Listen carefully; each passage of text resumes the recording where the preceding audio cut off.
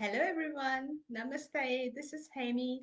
I'm super excited to be here and sharing content which is quite close to my heart. Okay, I'm going to talk to you about today the four main financial blocks and how do we actually overcome it.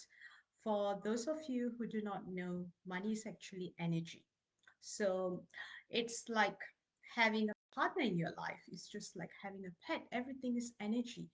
So when you have this energy and you're good with this energy, it actually works for you.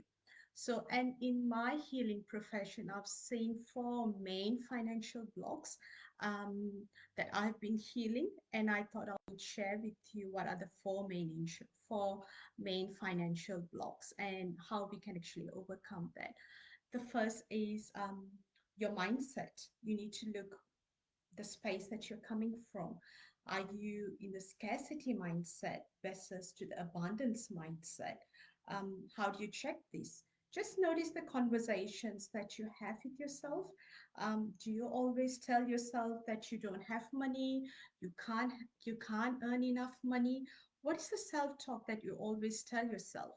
And what is that that you tell your children when you go shopping? Do you tell them that we don't have enough money to buy this?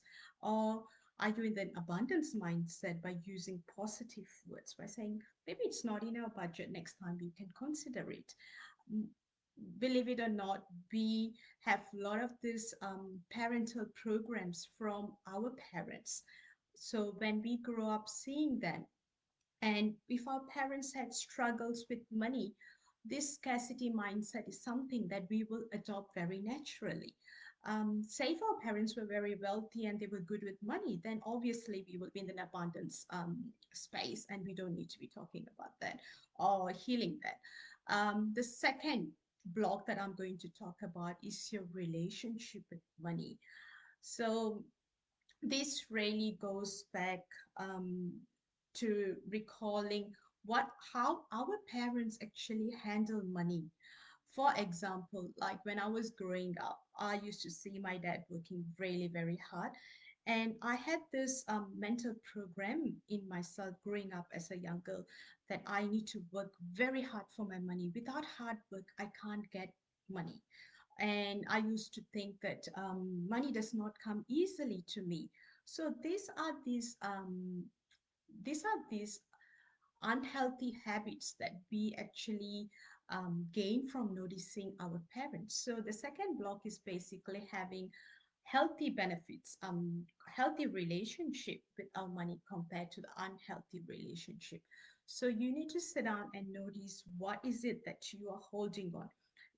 We either would have belief that we carry on from either our parents, our mom, our dad.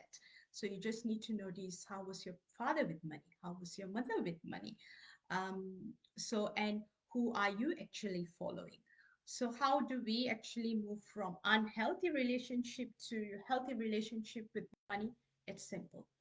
We just need to rewire and program our subconscious mind.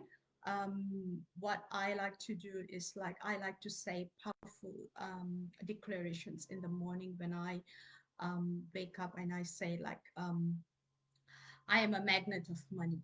Money flows to me abundantly.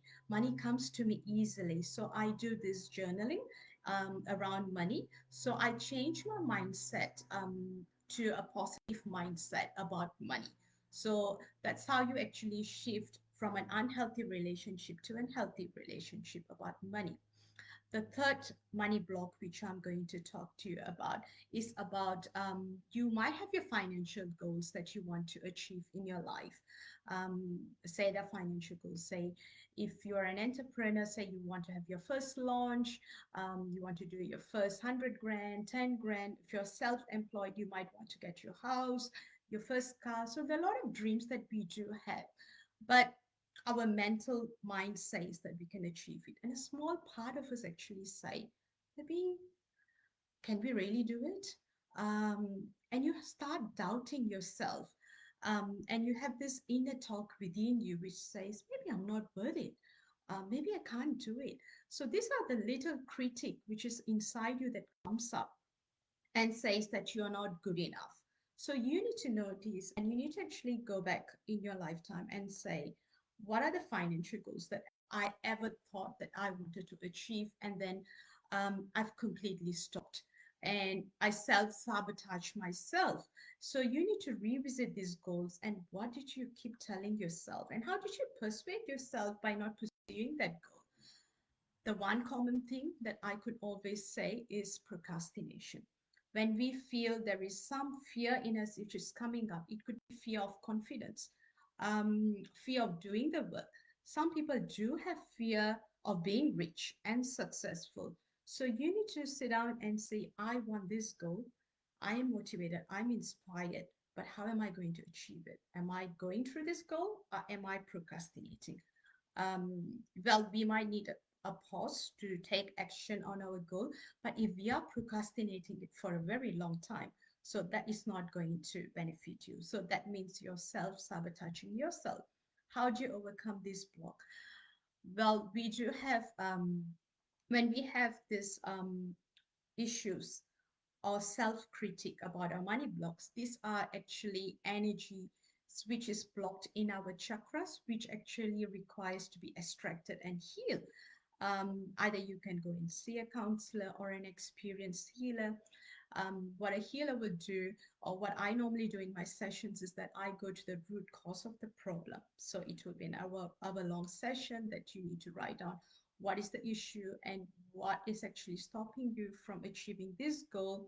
And then there are certain chakras in our body which is connected to our money. So this is where this trauma is actually stored in our chakras. So I will go back and I will kind of deep root this fear, phobia from our chakras. So once we have done that, you'll feel that you're not self-sabotaging yourself, that you're able to move forward. The last block that I want to discuss about, it's about the poverty contracts. Believe it or not, we all had many lifetimes. So in one of the lifetimes, you could be as a monk or a nun, and knowingly, unknowingly, we do take poverty off oath. And what do we do in that? It could be such thing as like, I'm not going to get money for the work that I'm doing. So what happens when we take a poverty oath is that it will kind of follow on with us with every lifetime that we take.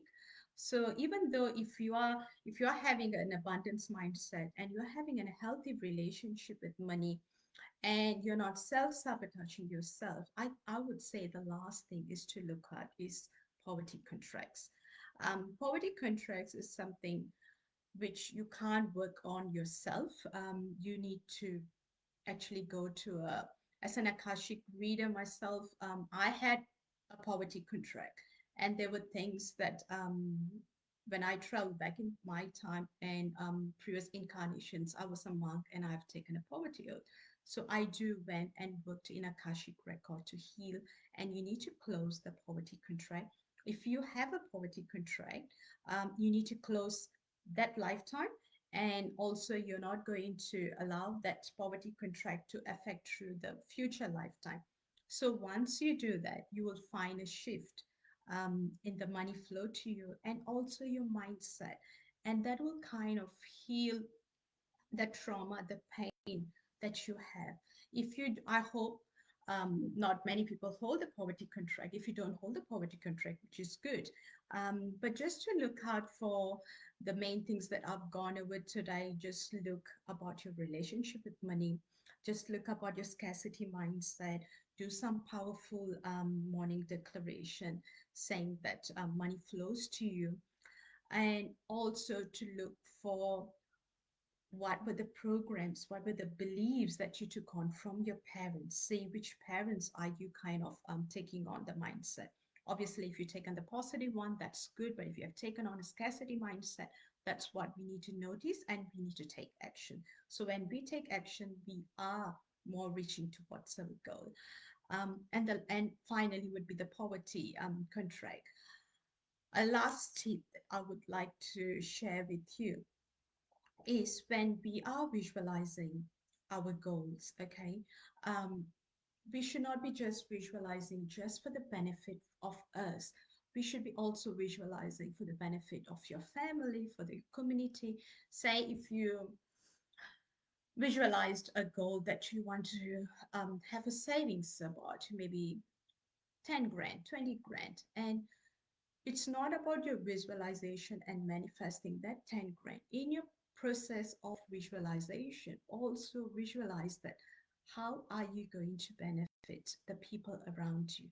How are you going to make this money more abundant to people?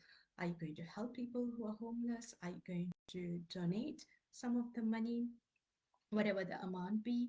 So when you visualize that you are helping people, that you're helping to uplift people with this money that you are getting, obviously the universe will work in that favor once you address and clear and shift all your blocks. And thank you so much. And if you feel inclined to work with me to work through your relationship, sorry, your money blocks, like I do few healing sessions. One of them is relationship to money blocks. You can always direct message me or visit me on my website, www.haimyenergyhealing.com. Thank you, everyone. Thank you for watching. Bye.